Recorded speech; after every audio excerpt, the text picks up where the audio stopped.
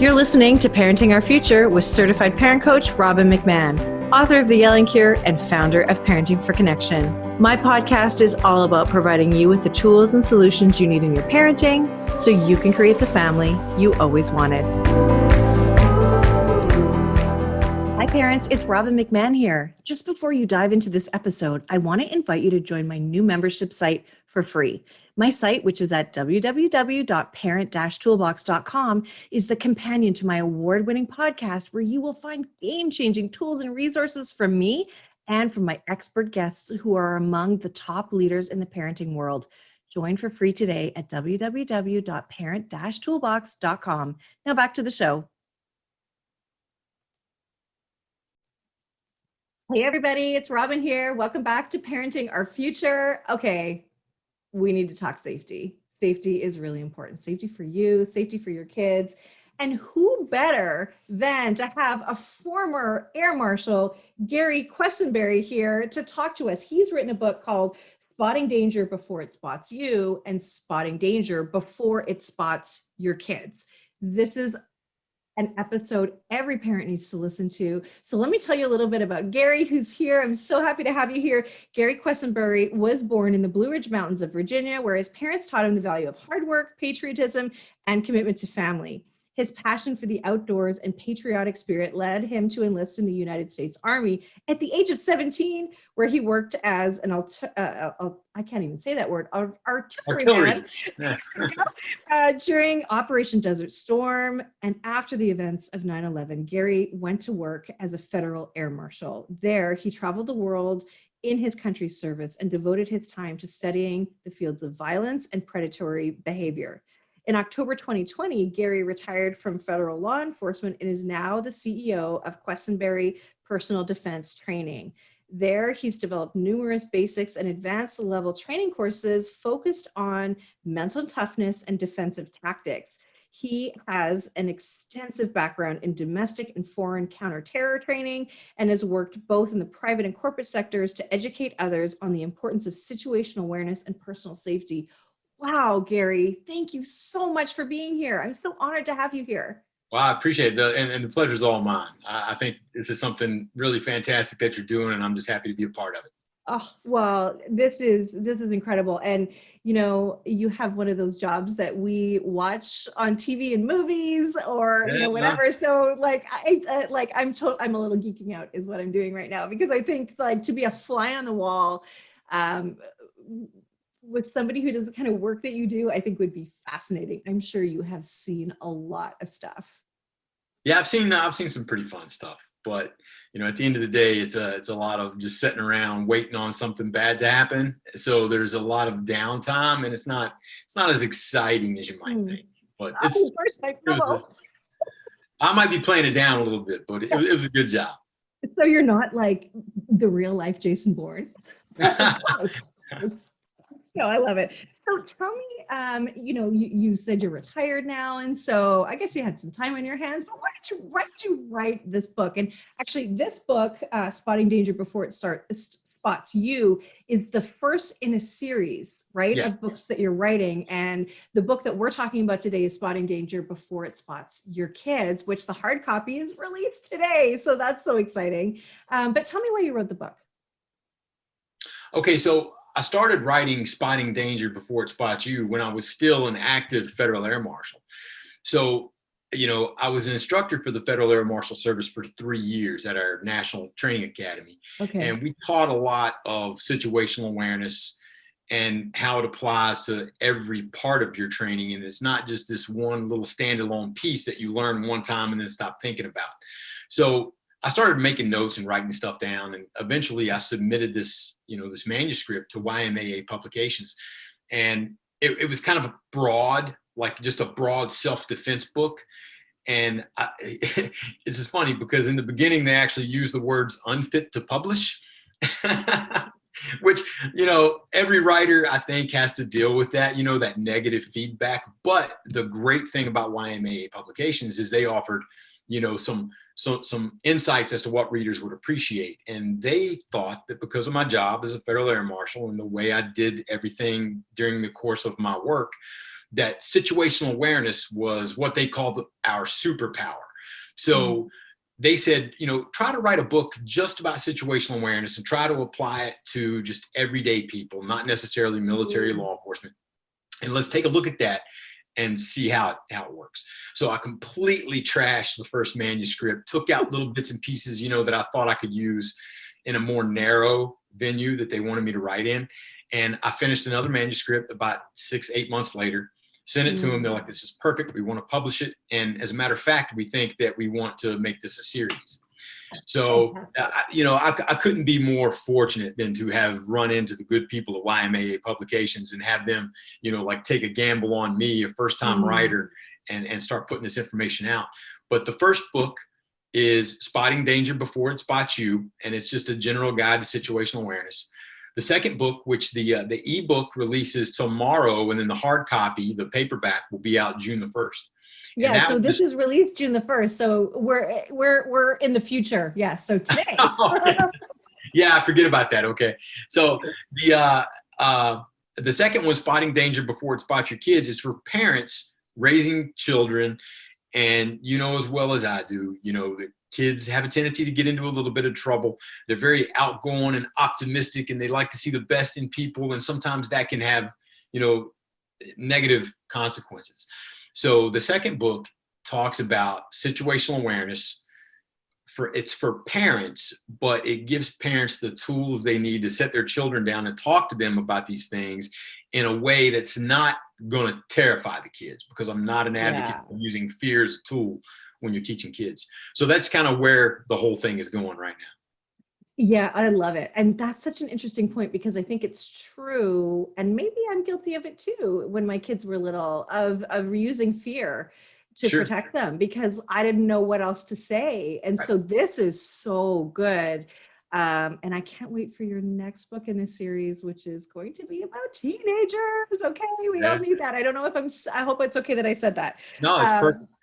Okay, good. Because well, I mean, it's not like it's all about me, but still, it's good to know that, because look, there is a shift that happens when our kids are teenagers, and their thinking changes, their you know, their need for sort of adventure and trying things and whatever. Independence, you know. Can get them they start seeking that independence. You know, I'm a father of 3. My wife and I raised 3 kids. They're all grown now. They're all off in the world doing their own thing. And, you know, we were pretty fortunate, and it wasn't without bumps in the road. And when I started writing these books and we started thinking about situational awareness, you know, some of the negative things that happened throughout the course of my career that involved my family, you know, I was able to kind of spin that so that it helped me to educate them more thoroughly on the fact that there are bad things in the world that could possibly try to hurt you, what to look for, how to spot it, and when you do spot it, how to give yourself an opportunity to give away from it, because that's 100% the best way to keep yourself safe in every situation.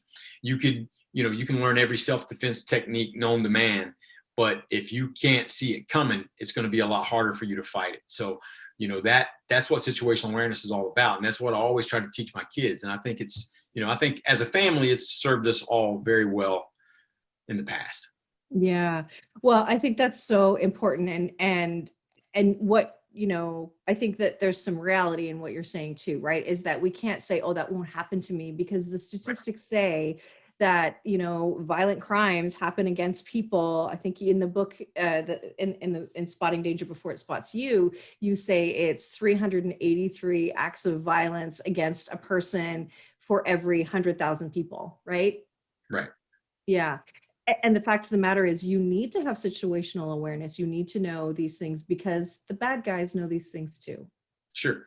And what they're looking, you know, we're not doing ourselves any favors if we just keep saying to ourselves or to our loved ones that this is never going to happen to us. It's the stuff you see happen on the news. It's stuff that happens in, you know, other countries that aren't as well off as we are, whatever. That's a fallacy, and it's a very dangerous one, because what happens when you tell people that all the time is they start to let their guard down. And when you start to let your guard down, predators are looking for that. When they're looking for a victim, they're looking for people that have their guard down. So when it comes to children, the best thing we can do for them is not to just kind of brush over or gloss over things in the news and be like, oh, honey, that'll never happen to you because I'm here. You know, that's not always going to be the case. So in my second book, Spotting Danger Before It Spots Your Kids, I talk about little methods that parents can use to start the conversation with their children about situational awareness. Now, we're talking about young kids, ages 4 to 12, and it's impossible to set a 4-year-old down and say, let's talk about situational awareness and get any kind of buy-in from them. They're just not gonna, you know, they're not gonna listen, you know, but you know, you can start playing little games and having little conversations about things that spark their imagination, because that's the key. Their imagination is what fuels their cognitive abilities, you know, their problem solving skills, their, you know, their critical thinking skills and stuff like that. So, you know, by starting these conversations at a young age and not necessarily just talking about situational awareness, you're actually building the foundation for what they need later on in life to start the actual conversations about situational awareness, and those frightful things that they may encounter as teenagers. But when they're young, you don't want them to be afraid of everything. And what I tell parents all the time is, when you use fear as a tactic when you're talking to kids about this thing, there's only 2 possible outcomes.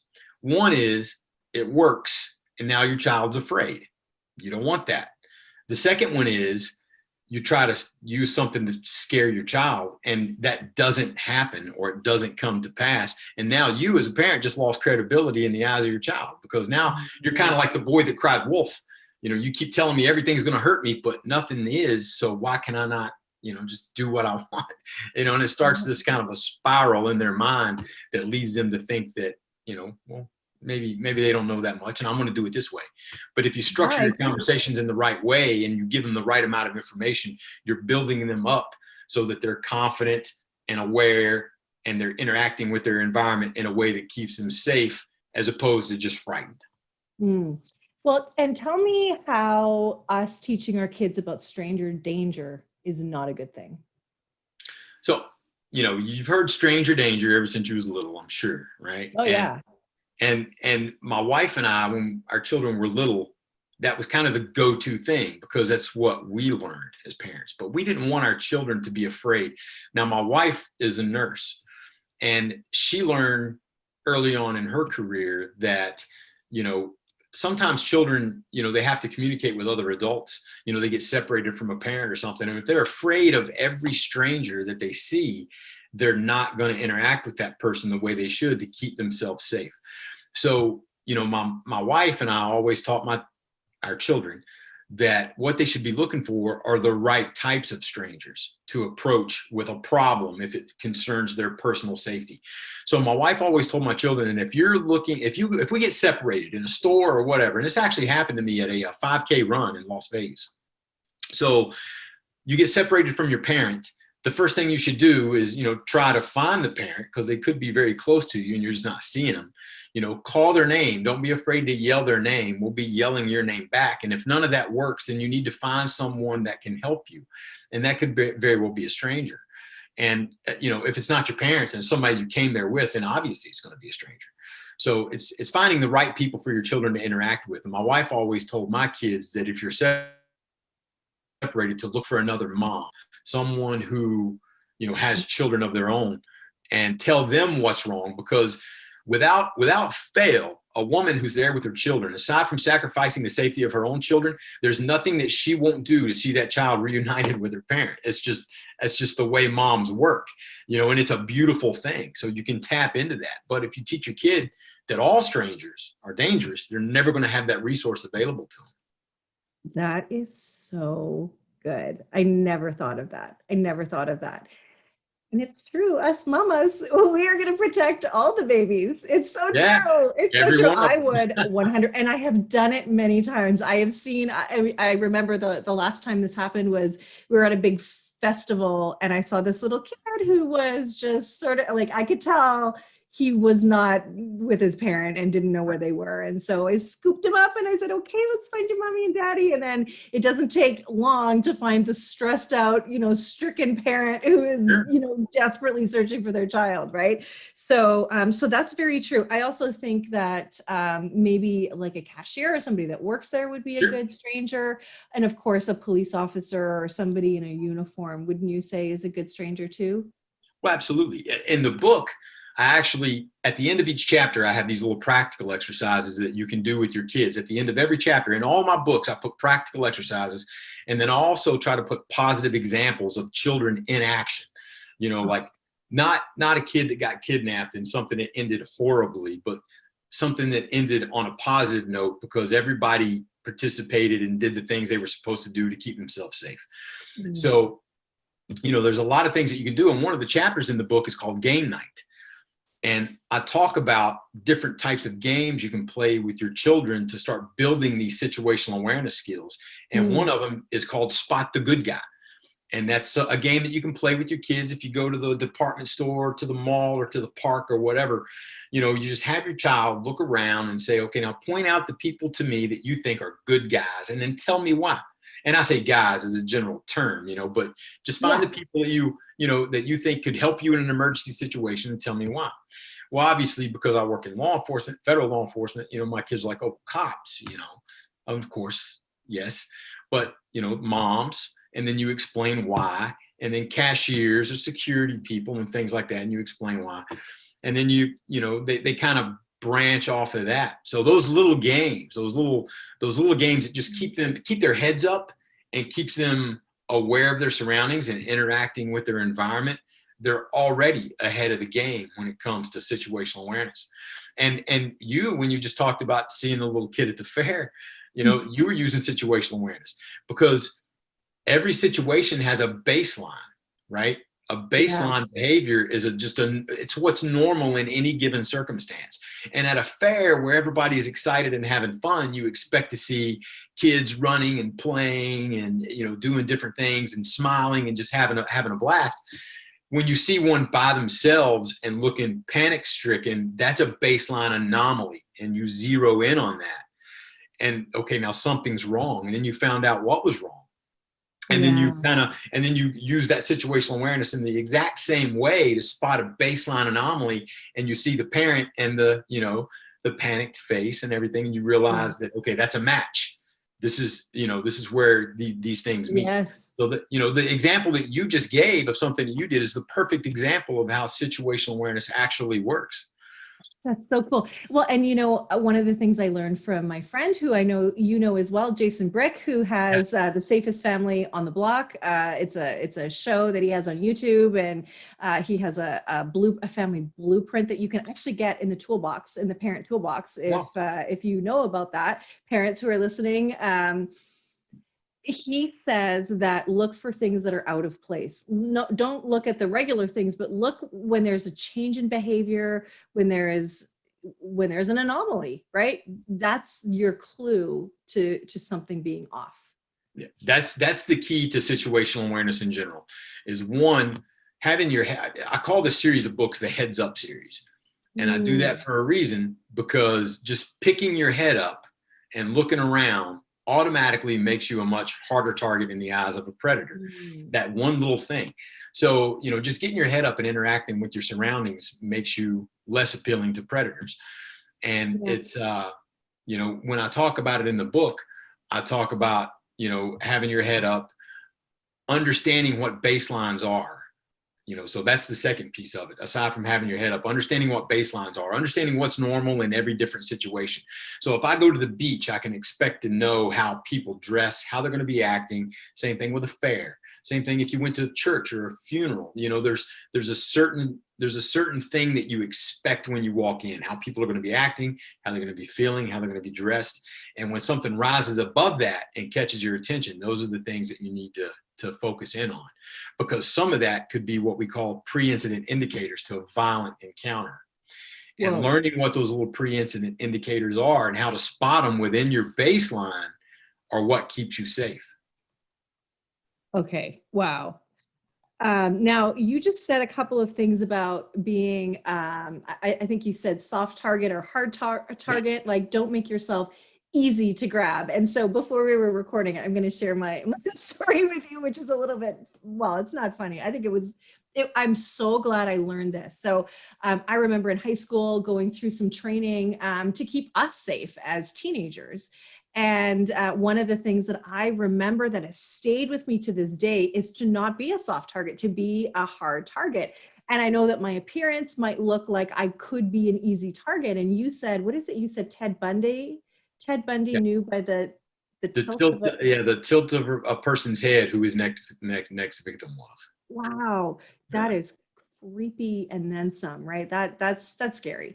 Anyway, so what they told us is don't be a soft target, be a hard target. So if somebody comes up to you, don't be nice.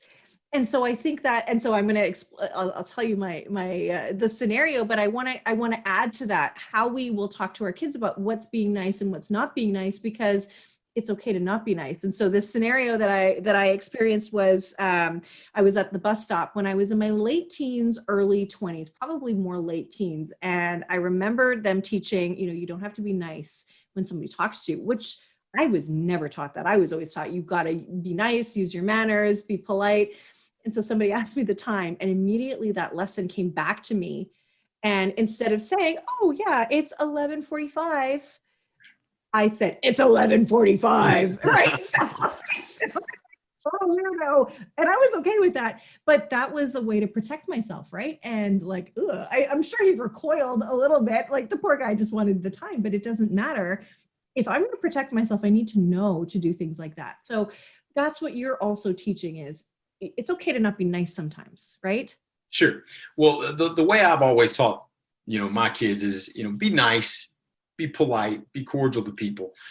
But when it comes to something that gives you a bad feeling, because intuition matters, if someone approaches you and you just don't feel right about it, or if they're displaying any of these pre-incident indicators that we talked about, and you feel like your safety could be in danger, you always be nice until it's time to not be nice.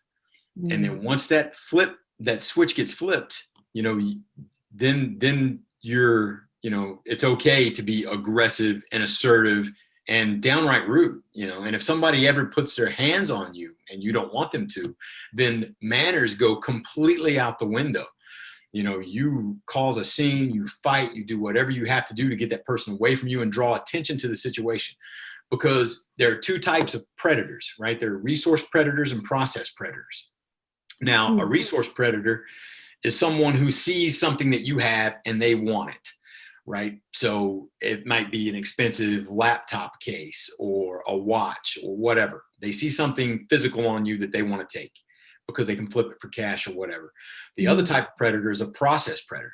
And a process predator is someone who doesn't necessarily care what you have on you. They're in it for the act of violence itself. That's your Ted Bundy types. But they all kind of stick to the same script when it comes to those pre-incident indicators and the things that they kind of give away in their process when they're approaching you that would, if you know what to look for, you can tell that they're up to no good. Once you've learned to identify that, then there's certain options that you have. You have avoidance, which if you can see something bad coming from a distance and you see a way to get around it, then that's always your best option, is to get around it. And that's what I talk about teaching kids in my second book. The other one is escape. So something's already bad happening. How do you get away from it? You can't avoid it, but you can get out of it. But how do you get yourself out of it? And then you have your communication skills. And then lastly, you have confrontation. And when it comes to the confrontation piece, that's what I'm talking about when I say you got to flip that switch. It's time to not be nice anymore. Manners go out the window and you may have to fight. I don't talk, these aren't self-defense books in the sense that they're going to teach you how to throw a punch or anything like that. I always encourage, families to get their kids involved with some sort of a sport to keep them fit, at least, looking like they could probably handle themselves if they had to, or for smaller kids, obviously that's not an issue. But, just making yourself a harder target goes well beyond, just learning to throw a punch or, enrolling your kid in some sort of a self-defense class. It really starts with just body language and posture. So like Ted Bundy said, he could spot his next victim by the tilt of her head.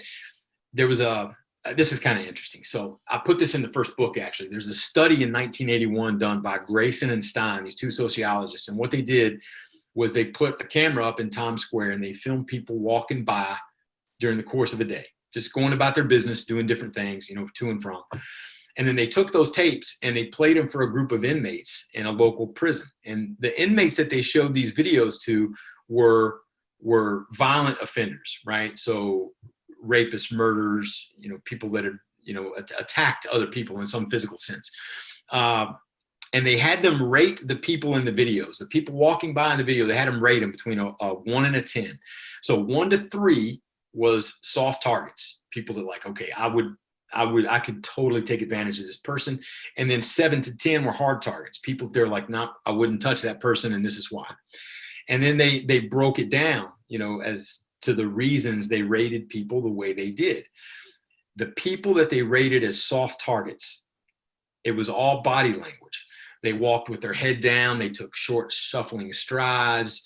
They looked unsure of their movements, as opposed to the people they rated as hard targets. Now given, this is the only information that they had to go off of is the video of these people walking. But the people that they considered to be hard targets had their head up. They were moving with a purpose. They were taking medium to long strides. Their arms are moving in coordination with their legs. They just look like they know what they're doing, where they're going. Those are the hard targets. So, these are things that you can teach your kids. And the number one thing that I always get onto my kids for is don't let yourself slip into what we call condition white, which is where you're completely oblivious to your surroundings. And that all starts with just getting your head up out of your cell phone. There's a time and a place for that. But as soon as you start staring at your cell phone, you get what we call focus lock, which is something that's so enticing that it completely takes away everything else in your environment. And you're just so solely focused on that you lose track of everything around you. And that makes you, 1, it changes your body language, makes you look like a soft target. 2, you're super easy to approach because you're not paying attention. And 3, that's just one of the things that predators look for when they're looking for a victim. Oh, that's such good advice. Yeah, I think you even lose your peripheral vision. You're just like sucked into that screen. Dangerous. You even have a picture of somebody standing in the middle of a busy sidewalk, just looking straight down. Yeah. Like, what's wrong with this picture? A few things are wrong with this picture. Well, there's actually a little experiment you can do, with yourself. And I learned this in a class that I took a long time ago. And this is when people first started, getting cell phones and staying locked on them all the time. So you can take your cell phone, you can lay it down on the table and have something up that's interesting to you, and you're looking at it, or you're reading a little article on Instagram or whatever. And then you put your hands out to your sides and move your fingers, right? And when you're focused on that, you can't see your fingers move. You can't do it. I'm gonna try. Limit your, okay? I can't. All right. Now, now if you're looking down, right, at your cell phone, moving your fingers, you can't see it. But if you just completely ignore the cell phone and you look straight ahead, arms in the same position, wiggle your fingers the same way, but you can see it. So when your head's up, you actually open up your peripheral vision. You don't have that focus lock. Oh, okay. Yeah. That's so cool. Yeah, you just expanded your environment, and trust me, there is nothing on that cell phone that is so pressing that it's worth sacrificing your personal safety for. And that's one of the things I talk about extensively in the 3rd book, which is Spotting Danger Before It Spots Your Teen.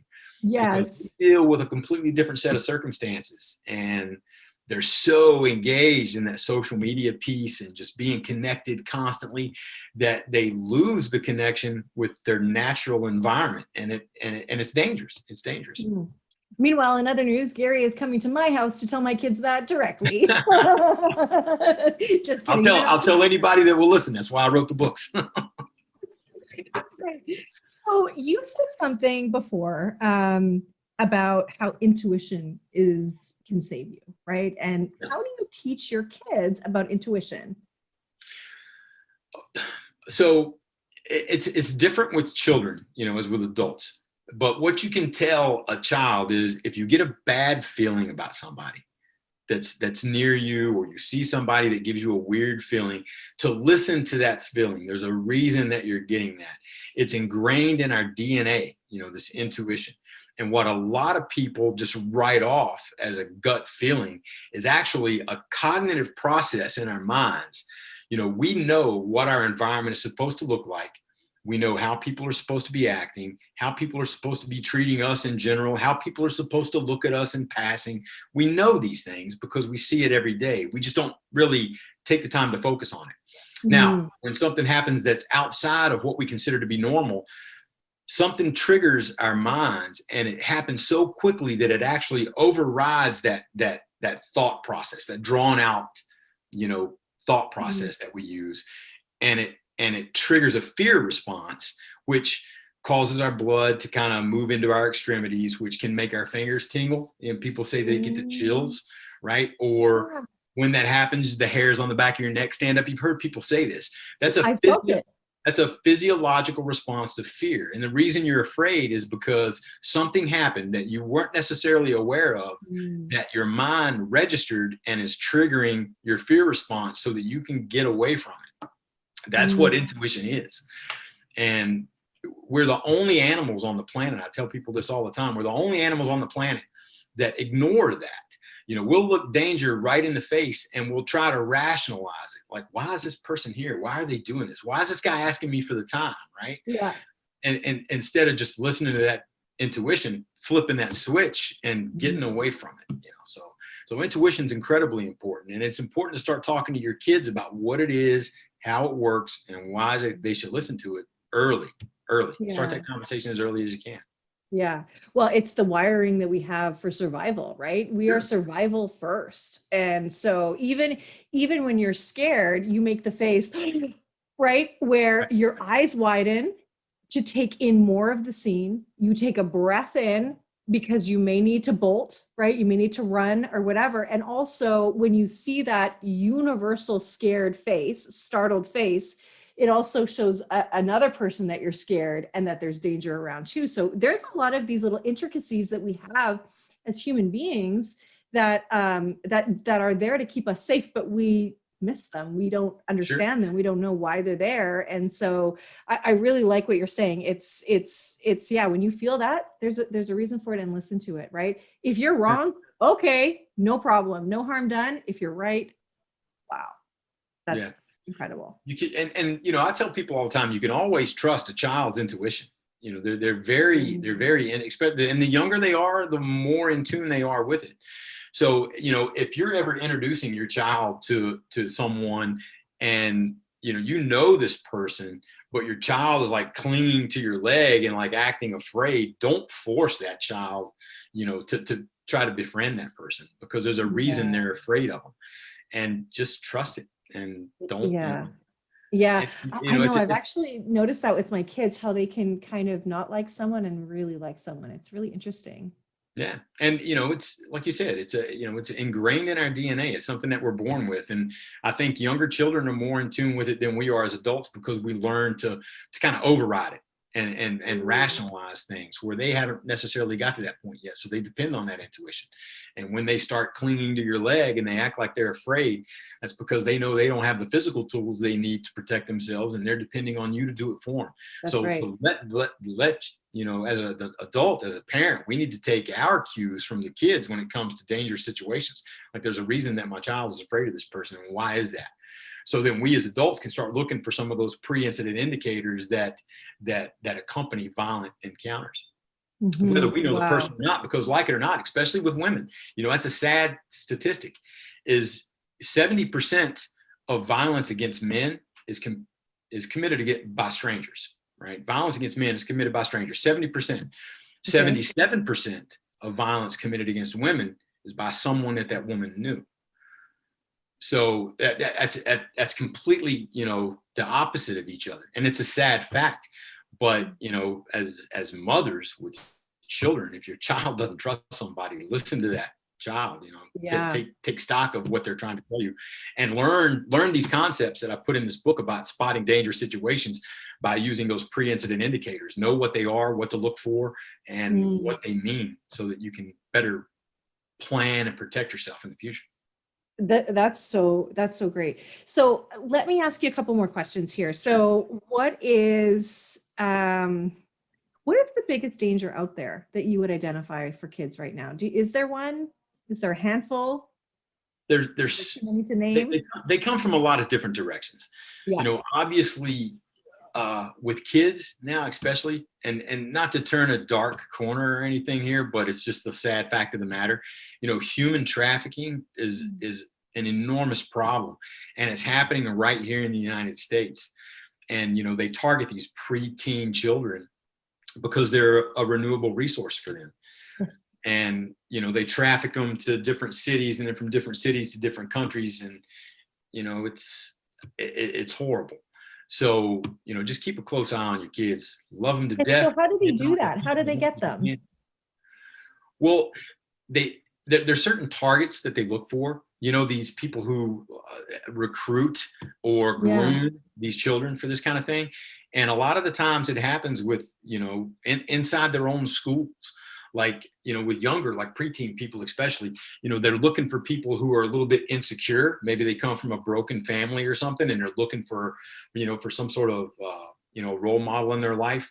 So it's so hard to even talk about sometimes, I don't even want to talk about it, but we have to. Yeah. I just read an article a little while ago. A friend of mine, Craig Sawyer, they call him Saw Man. He's a former Navy SEAL sniper and just a great guy all around. He was one of my first supervisors when I became a Federal Air Marshal in Las Vegas. He started a foundation called Vets for Child Rescue. And that's what they do, is they target these human traffickers. But I'm reading an article about how this guy kidnapped this little girl, and he would lace ice cream with opioids. And he got her hooked on the opioids through ice cream. And then he would have this young girl, do things for ice cream. Let's not talk about what. Oh, that is just disgusting. And like I said, not to turn a dark corner, but there are bad people in the world.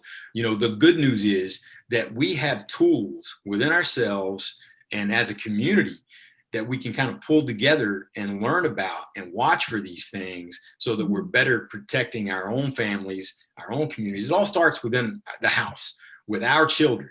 And then we help our family, we help our friends and our community. And if we all branch out and we work together on this, and we know what we're looking for, we know how to spot it, and we know how to address it when it comes up, then we're making everybody safer. So that's the goal, is to try to get this information out to as wide a range of people as I possibly can. And like I said, I didn't write these books for military and law enforcement types. These are for, just regular folks that are concerned about their safety. They might not be a black belt in jujitsu or carry a gun or any of these things that people do to protect themselves. But I don't care what your preferred method of self-defense is. You can't fight what you don't see coming. And that's what these books are about, is to helping you see these things coming from a distance, so that you have more time to react to it, more time to avoid it, keep yourself and your family safe. Yeah, and so I mean, I can't.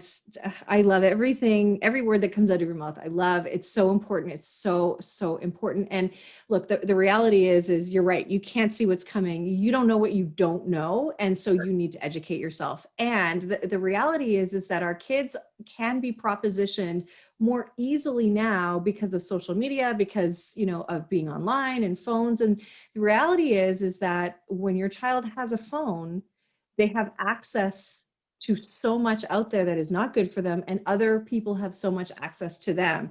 Right. And I interviewed the founders of the Organization for Social Media Safety. And so I want to just say in this moment right now that there is, in the Parent Toolbox, there is a free parenting course on how to keep your kids safe online. That is a huge part of this too, right? We need to know the dangers that are out there and not just bury our heads in the sand, because that's easy to do, right? It's easy to not check your kid's phone and see who they're talking to. And, I have told my kids, and maybe this is more of a fear tactic, but I did this when they were older. I said, there are people who get out of bed every morning with the intention to hurt somebody and to hurt a child. And I don't want that to be you. Right? Because as soon as our kids had access to the internet, it was scary. It was scary. Sure. How do you protect them? How do you talk to them? All of that stuff. It's really hard as a parent. And especially, like I'm 50 years old. When I was a teenager, there was no internet. And, like most awkward teenagers, you have your share of tormentors. But when I came home, I had an escape from that. There was none of that. Where now, teens especially deal with such a different set of circumstances where they're never disconnected from that torment. You know, they're bullied at school, and then that follows them on the bus, and then they get home and they open up their social media pages, and there it is again. And you talk about, you know, the fear tactics and stuff and the stranger danger thing. I'm completely amazed at how many parents use a fear tactic when it comes to interacting with strangers, stranger danger, but then they'll let their child get on social media sites and interact with God knows who from God knows where, you know, and they're okay with it because they're sitting there doing it in the comfort of their own home, you know. And it's a dangerous situation to put your child in, because there's a lot of people out there that are just looking to manipulate and take advantage of these kids. And when they're young, especially, you know, the young teens, and they start trying to break away from that tyrannical parental overwatch, you know, and they want to do their own thing, they'll take way more risks than are necessary. And in the third book, which this was not the third book about teens, it won't come out till 2022. So I look forward to talking to you again when that one comes out. But you know, I cover all that social media stuff and how you know, how people work their way into a teenager's life, and they groom them and they tell them all these things that they want to hear, and they make them feel a certain way. And then they're, you know, they can find out where these kids hang out, you know, who they hang out with, who their friend group is. And they can work themselves into these children's lives, take advantage of them. And then God forbid, you know, they ever try to set up an actual physical meeting, because that's when things really start going south. And they spend enormous amounts of time building trust and what they consider to be a friendship, a relationship with this kid. The kids consider to be that anyway. And it's all just for manipulative reasons. And if you can educate your kids on that, and like I said, I'm not a fan of using fear as a tactic, but that I'm not trying to scare kids when I tell them these stories. I'm just trying to educate them on the realities of life. There are plenty of great, you know, there are plenty of great things that you can do with social media, you know, but intuition works on that platform too. So if you get a bad feeling about somebody, or something just seems off, or you feel like somebody's lying to you for some reason, then, you know, make sure that they know to take stock of that, analyze it a little bit and say, okay, there's a reason for this, and I need to make sure that I don't have contact with this person anymore. Yeah.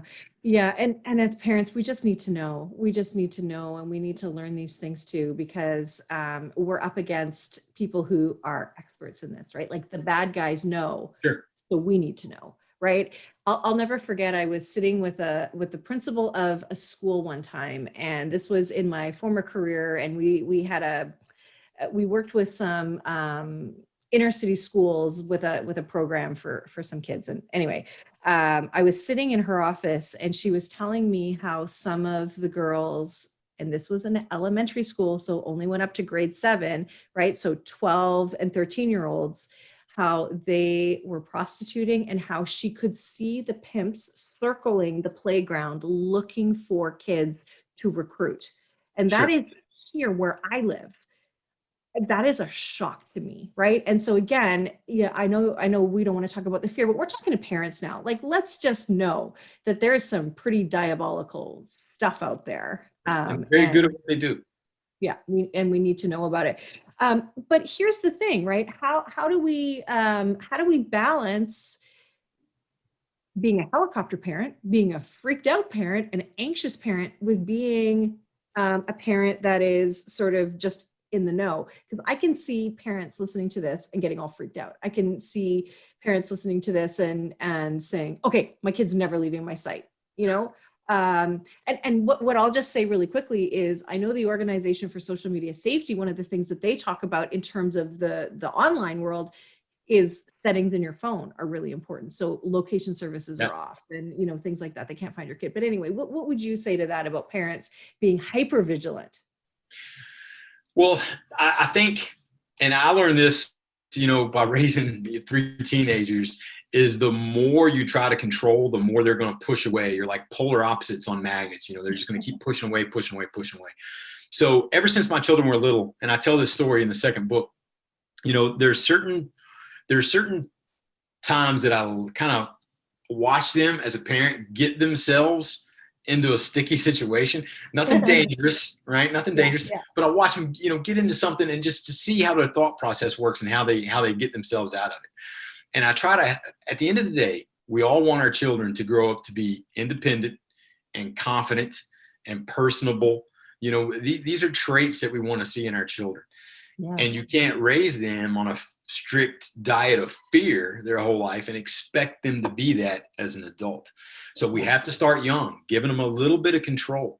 The one thing you have to do is you have to take your child's fear seriously. So you and I, as parents, we talk about things like, human trafficking and kidnappings and things like this, and it scares us to death. Your kid may come to you talking about a monster in their closet, and that fear to them is just as real as your fear of a child predator. So you have to take it serious. It's easy for us as adults to look at it through hindsight. We have a different perspective, and to not take a child's fear seriously. So if you want your children to be confident and independent, you start working with them on their fears when they're young. So get them comfortable to coming to you, and then you start coming up with ways to give them control of that, right? And one of the things that I use in the book is our daughters shared a room when they were young, and we had a problem getting them to go to bed at night. And they were young and they were afraid, and they did everything they could to draw out the process of actually going to bed. So what we did was, we're like, okay, listen, we understand that you're afraid to be in here by yourself, and you'd like for me and mommy, or me or mommy, to be in here with you. And they would have us singing songs and reading stories or whatever. So we said, okay, here's what we're going to do, because we want you to be strong. We want you to be not afraid of things. So here's what we're going to do. The first week, right, we're going to do it the way we always have. We'll come in here and we'll set for however long you want us to. We'll sing songs, we'll read stories until you're ready to go to sleep. And then me and mommy will tuck you in and we'll leave. But after that first week, there's going to be some changes, right? So you start prepping them for this, in their mind ahead of time. So in the second week, all right, now we're going to read one story, we're going to sing one song, and then we're going to tuck you in, turn out the lights, and everybody's going to bed. And it doesn't always work according to plan, but it helps, right? And there's a structured path to, where you want them to be. And then week 3, you get to pick, do you want a story? Do you want a song? We tuck you in, we go to bed. By a month into it, we would have a little bit of family time, ask them about their day, maybe tell them a story, but it wasn't a mandatory thing. Like, they knew that they could do that. They knew that they were taking control of this thing that they were afraid of, and they were owning it. Now, look at us, we're big girls, we're tucking ourselves in. We don't need you to tell us a story or sing us a song. Yeah. And that's what you want to see. You want to see that independence start to develop. And there's a path that you can follow. And I outline it in the books, where you start with them when they're young, and you work with them on those little things from ages 4, and in the third book all the way up to age, when they leave home, 18, 19 years old. And you work with them on confronting and controlling those fears that they have. And I think as parents, that's the best thing that we can do, is take their fears seriously, come up with a plan to help them take control of it, and then watch them handle that. And if we need to step in and, reassert ourselves in a parental role, that's fine. But the more confidence we give them, and the more they're able to control their fear and know that they can control their fears, and that they can come to you with problems when they have them, and that you're going to take them serious, and that you're going to help them work through it, then you don't have to be that helicopter parent. You don't have to be over their shoulder constantly. And, listen, I put this in my book. I'm not a parenting expert, right? I'm a Federal Air Marshal, retired. I worked my whole life in military and, like covert law enforcement, type jobs. But in the course of that, we also raised these 3 children. And the lessons that I learned, and I did things way wrong, like most parents do, but like we said, now I have the benefit of hindsight, and that my kids are older. All 3 of them are in the military, and all 3 of my kids at some point have come to me and said, remember that time that we used to play the what if games? Like, what if somebody came in the door and, this and that? My youngest daughter, she's in Georgia, and this is maybe a month ago. She stopped on her way to work. She's in uniform and everything, to get an energy drink before she goes into work. And a guy comes in with a gun and robs the gas station. So You know, she handled herself well. She was afraid, you know, and she got the indicators by the way this guy was acting that, okay, he wasn't serious. He's obviously, you know, he's just there for the money. He's not wanting to hurt anybody.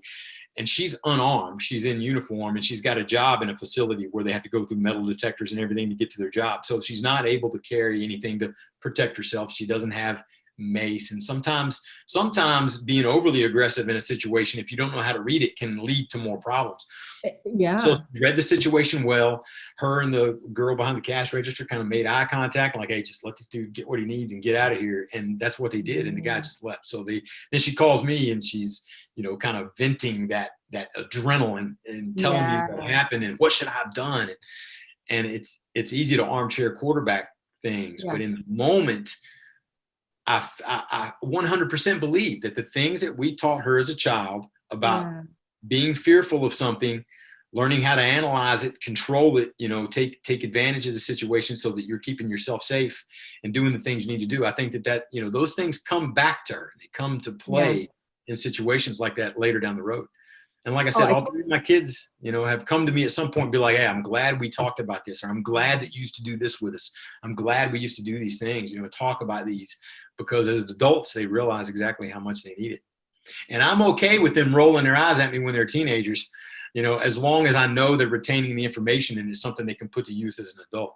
So. Yeah. Well, that's really cool. And I would imagine too, that the fact that she was wearing a uniform could have actually escalated the situation, because you might assume as the bad guy that she is armed or whatever, and that might make them freak out even more. So that's amazing. And so what you really said here, first and foremost, as parents, as humans, we do not make good decisions in fear. So to lead with fear isn't a good idea. But really to have good communication, to honor your kids' feelings about fear is what you said, because our kids feel their feelings as big as we feel our feelings. So who are we to negate that they are scared? I like that you said that. I really love that. And for you to have good communication and predictable results. And also what stuck with me, what you said too, is keeping your kids sort of physically fit and active so they have the strength and the wherewithal if something does happen to them. And I have to say, years ago, before I was married and had kids, I took, when I was in my 20s, I took karate. And I have to tell you, it was for a short amount of time, but there is something about just knowing how to defend myself that brings me even more confidence in just knowing that if somebody were to come up behind me, beside me, I know that I would be able to draw on that training in that moment to be able to defend myself. And so I think that helps me carry myself a little bit, you know, with hopefully more of a hard target than a soft one, you know? Sure. Because that confidence changes the way you carry yourself. Yeah. In this first book, Spotting Danger Before It Spots You, I talk about what I call the 7-second prod. So, you know, in that Grayson and Stein study, and when you read about, you know, these predators like Ted Bundy, they all do the same thing. It takes them about 7 seconds to determine who they want to target. That whole process that they go through takes roughly 7 seconds. And the PROD is an acronym, and it stands for perception, risk, observable value, and defenses. So to keep yourself safe, and these are things you need to teach your children too, especially when they become teenagers, is that's what predators are looking for, those 4 things. So perception is when they just look at you, what is the perception that they get? Do you look like that confident person that carries yourself well? You know where you're going. You're going to be willing to put up a fight if need be, you know, or are you that timid person that refuses to make eye contact and you're just kind of shuffling along? That's perception. Risk is, you know, what type of, because predators are selfish people. The one thing that they don't want is to get caught or hurt. They don't want that. So what kind of risk do you pose to them? And young people especially don't pose a lot of physical risk, right? And the other things are observable value. So if you're carrying that expensive laptop case that we talked about, or you're walking around with a pair of Bose headphones on, looking at an expensive iPhone, you've cut yourself off visually and auditorily from your surroundings, you're easy to approach. You know, that's observable value. So limit that. when you're out in public, and teach your children to limit that. Don't walk around with the headphones and the cell phone out, because that's one of the things that they'll use to target you. And then the defenses. Are you in a group? Are you with a dog? Do you look like somebody that would raise an alarm? That kind of thing. What kind of physical defenses do you look like you have that would make you more appealing as a target or less appealing as a target? So, and I break all those things down in the book, and it's something that you can apply to yourself as an adult. It's something that you can teach your children so that they know what, people are looking for and how to change a couple of things about themselves to make them more of a hard target. But I always encourage parents to get their kids into some sort of, like you said, self-defense, the sports, because it changes you physically. And with that, you become more confident. And when you become more confident, and no matter what no matter what it is, whether it's karate or soccer, the more confident you become, the better you carry yourself. And just that posture and body language alone is enough to throw a predator, off and have them go to someone else that looks like they would be much easier to approach. Wow, that is such good advice. And I just want to thank you for all that you have shared today. I think this has been so good, so informative. Thank you for your work and for doing this. And we do have something for parents and just really sort of an overview of what parents need to know in terms of spotting danger before it spots your kids.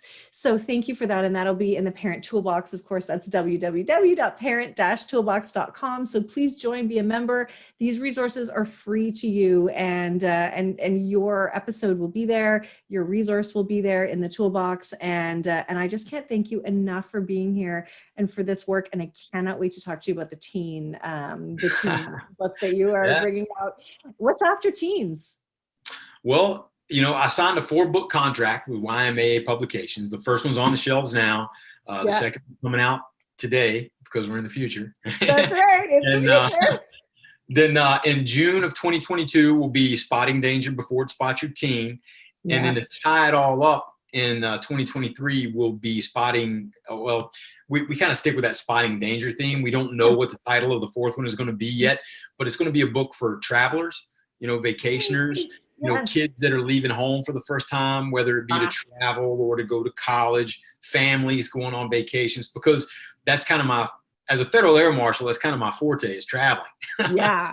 Well, I learned a lot of valuable lessons overseas and, just throughout my travels. And that's kind of that's going to be the capstone on this whole project, is now you know what to look for. Your kids know what to look for. You know how to work together. You can go off and enjoy yourself in any part of the world at any time. Feel safe and secure in your environment and with each other, and just live your best life. That's what this is all about.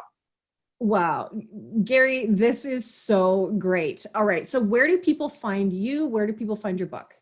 Okay, so I have a website. It's GaryQuessenberry.com. I'm also on Instagram, Gary.Quesenberry. I'm most active on Instagram, but that's pretty much it. There's links to everything on the website. The books are available everywhere books are sold. So you can pick them up on Amazon, Barnes and Noble, Books A Million, wherever. Is it internationally sold or just in the United States? No, it's sold internationally as well. So there's it's on like Amazon UK. All over. Oh, okay. Yeah. So, just about everything, all the links to my social media sites, everything that you need to know about me or about the books, you can find on the website, GaryQuessenberry.com. Like I said, look me up on Instagram, Gary.Quesenberry. If anybody ever wants to shoot me a question, you got a question about situational awareness or something like that, I get a lot of them. I try to get back to as many as I possibly can. But if they drop me a line and be like, hey, Robbin sent me, I'll be sure to get back to them. Great. Well, there's going to be more conversations with you because this is such an important topic and a topic that parents think about every single day. As well as Yeah. And just as you were talking, I through the corner of my eye, just above my camera here, I could see my one son with his head down into his phone, about to go to school. And I'm watching him. I can see him out my window here. And his head's up. His head's up. Okay, good. Down. Now it's up. Anyway. All right.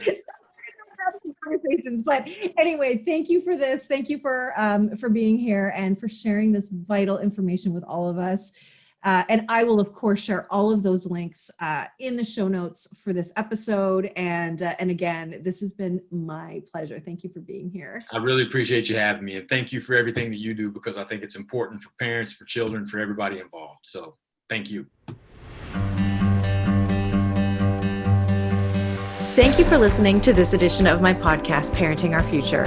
I'm parent coach Robbin McManne, and if you're enjoying this podcast, please share it with someone who you think might also need to hear this message. And don't forget to subscribe, and if you like my work, I'd be grateful if you gave me a 5-star rating. For those of you who like my content and want more, visit me at yellingcurebook.com to get your copy of my book and to find other resources to help you. Until next time, I am wishing you and your family peace.